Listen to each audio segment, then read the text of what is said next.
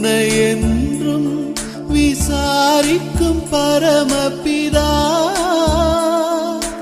உன்னருகே இருக்கிறார், கலங்காதே.